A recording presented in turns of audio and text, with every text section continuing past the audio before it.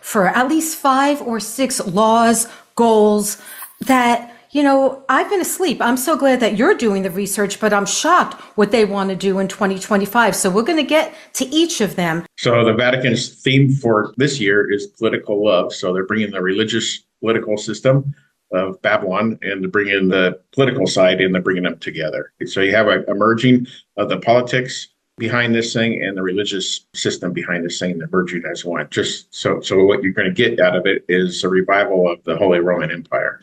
Ah, very interesting. And I found it interesting of what they said, that this would be a universal fraternity of pilgrims of hope in, here we go, 2025. So that begins January 1st of 2025. Right. So that's just one of the 2025s that you've uncovered.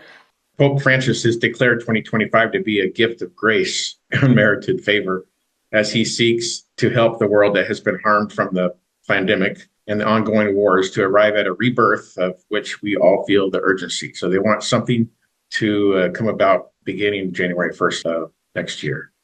Okay, so speaking of 2025, again, what is the climate promise?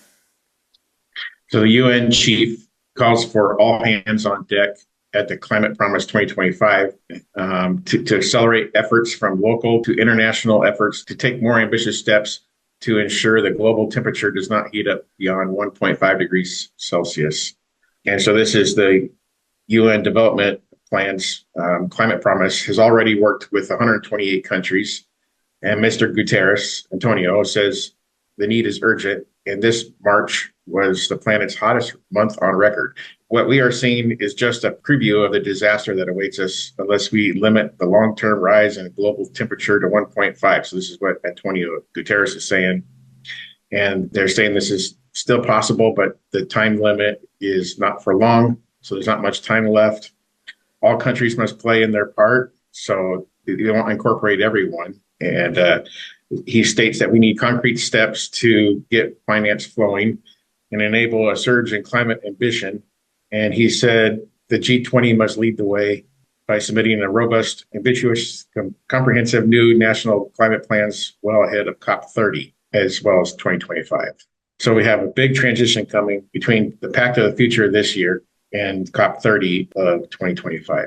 Right, which we'll get to, the Pact of the Future, for the Future, which will be in September. But I just wanted to talk about with the climate promise, it's like, okay, there's this urgency, it's like saying we don't have time. So it's like 2025, we've got to implement all of this. And then when it says that all countries must play their part, including the group of, and I got this from your research, a group of, G20, which accounts for around 80% of emissions. So basically that's, they're blaming the United States, they're blaming other countries, that it's all of our fault. But yeah, it's like mostly our fault. So we're going to have to really make big changes, like driving electric cars or scooters. So this change that they're wanting by January 1st of 2025. But if you go to the new moon, so December 30th and 31st of this year, depending on where you're at, this is when the transition must take place, is at the end of the year. And then you go back to December 13th of last year. That's the exact same day on the lunar calendar that they had the UAE consensus. If you go back 12 months from the UAE consensus, you have the exact same day on the lunar calendar that King Charles did his first Christmas address to the world on sustainability. So very interesting that they're like sticking to like the calendar, like the biblical calendar. They're following in some aspect the biblical calendar. Okay, Craig, what is the Rome Call document? The Rome Call document is the tech giant Cisco Systems that has joined Microsoft and IBM in signing onto a Vatican-sponsored pledge to ensure that AI, or artificial intelligence, is developed and used ethically and to benefit the common good. So everybody has to join in on this, and it's being pushed by the Roman Catholic Church. Cisco Systems Chief Executive Chuck Robbins has signed the document known as the Rome Call and has met privately with Pope Francis, stating that the AI must be designed, used, and regulated to serve and protect the dignity of all human beings, without discrimination in their environments. And so we know from Revelation 13 that there's a mark coming one day, a certification mark, and this is one way this is like the beginning step of pushing that agenda. I know, it's like just so crazy. You're just like saying, wait, Vatican and AI, what does anything, it's like, what does it have to do with anything, with each other? And yet it explains it, like you said, in the book of Revelation. And this is coming at the same time as their deadline for digital ID. This is in order to fly. So by May 7th of 2025, you have to have some form of real ID or digital ID in order to fly. Yeah, so it's just interesting because here we have another 2025. The Rome Call document, which you just talked about, is 2025. And then now the digital ID, which you're talking about now, that their deadline now is May 7th, 2025. Any other thoughts about that? And I'll emphasize, this thing has been pushed out over and over and over again. So I remember it being 2020, and it's been pushed out for several years. And Donald Trump helped stall that while he was in office. But this is a worldwide global thing, so one man isn't probably going to slow it down this time around. This concept they have begins in 2025 and beyond. So that's the whole thing. So this transition for digital ID is pretty much global, and then it's forever. So according to these guys. And so we know from the Bible, it says, he causes all, both small and great, rich and poor, free and bond, to receive a mark in the right hand or on their foreheads, that no man may buy or sell. Revelation 13, 16 through 17. And you can Google certification mark, ID 2020, and all that information is already verbally being used. And they're waiting for that next pandemic. Talking about pandemic, what is the Pandemic Preparedness Day? And it's at the end of the year. It's like going right to 2025. But can you explain that?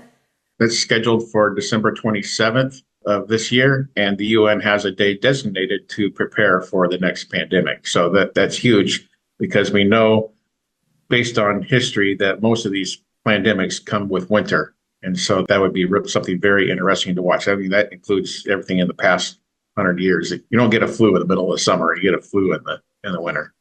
And now another 2025 that I was like reading with your research was the biometric payment. What does that have to do with 2025 too? So JP Morgan and Bank of America are gearing up to launch their broad biometric payment systems that will be made available to all retailers, and to make it available to all U.S. retailers by early of 2025. This will enable shoppers to make purchases without pulling out a physical piece of paper or currency or plastic credit and debit cards. It's a payment system, but using your face. It's also for getting into your bank account, that it's using your face. So Bank of America is already doing that. And I believe JP Morgan's probably right there as well. So there's some companies already implementing this system. Panera Bread is already implementing this system. So you can pay with your face. Also, you pay with your hand already at the Amazon One. You just walk in and pay with your hand. So we already have that system in place. Right. And then you were saying too that there's a professional sports franchises that are already using it too, with this biometric payment. But I mean, of course, that's going to really lead to the digital, everybody being digitized. Yeah, everybody. And then, so Birch is reporting this, and I actually follow them on Linked. So I get all its updates on Linked. Once they start, so it's just a matter of time before this technology is installed in all retail stores, and they'll be banning anyone from buying or selling products unless you're among the digitally marked. At that point, we are at Revelation 13. Okay, right. So again, the biometric payment, they're saying they want to make it available to all U.S. retailers by early next year, by 2025. I mean, 2025, we need to be praying a lot, and but I still believe in the Lord's protection. Well, just to show how close we are, the Temple Institute in Israel has 5 red heifers, and one of those has to be sacrificed. One of those has to be good enough with no gray hairs in the next year to be sacrificed for a new temple. And the Temple Institute stated this spring that that sacrifice will take place when their King Mashiach is revealed. And so we have the 1 year period, or less than 1 year period right now, that those red heifers are still able to be sacrificed without giving you that first gray hair. And that happens only after their king is revealed. Wow. So they're believing that for 2025. They're believing that for 2025. It has to happen. They have a specific date in mind, and that's not important.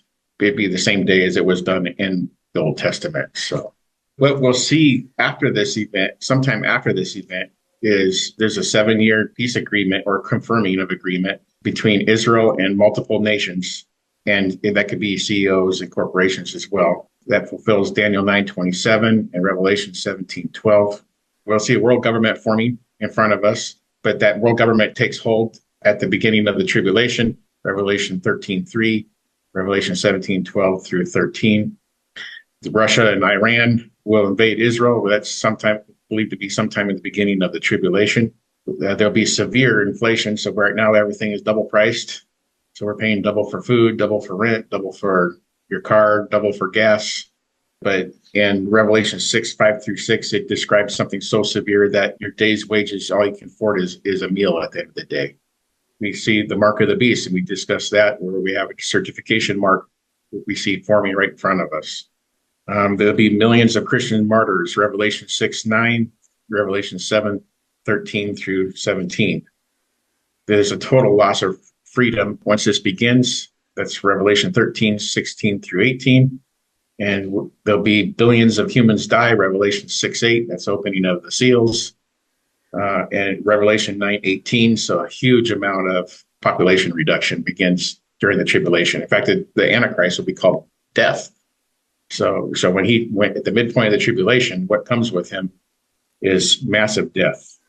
Israel burdens the world. So we see that already happening today, where all the nations are going against them. And we just saw 3 countries issue a statement that Palestine should be a state. So Israel burdens the world, Zechariah 12:3. So the conflicts surrounding Israel are going to increase dramatically during the tribulation. And we have the world pharmakeia, deception, that takes place, Revelation 18:23b. Sorcery comes from the Greek pharmakeia. So this comes on the back end of the December 27th event that they're planning for the next pandemic. And we see that deception forming already. So that's what to expect.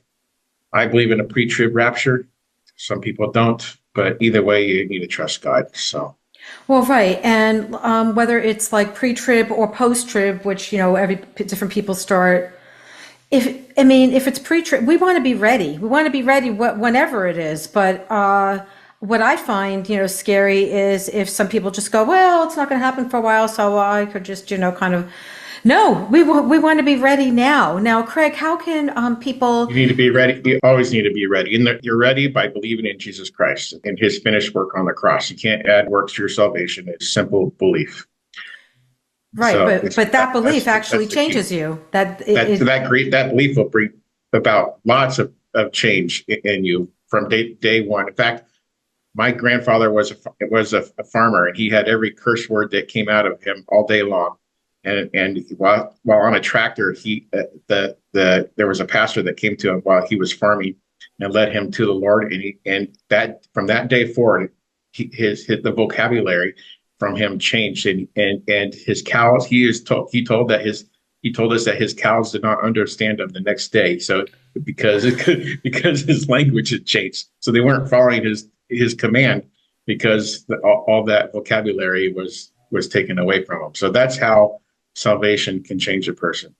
Wow, right. And if anyone said, he just realized that he shouldn't be. No, come on. In one day, you can't just change your vocabulary. Maybe if he worked on it for a long period of time. But there's just so many amazing things when you accept the Lord. And I've talked to so many people with their testimonies. Some people just instantly get off of drugs. It's their life changes. And honestly, you become the real you. And how can people follow you on Facebook, Craig? Because you have amazing updates keeping everybody informed. They can follow me on Craig Bong on Facebook, and they can follow me I post occasionally on Signs of the End on Facebook, and also Rapture Watchers in all caps on Facebook, and that's a group. So my private one is, you're going to get one post a day approximately. Okay. All right. Well, thank you so much for being on today.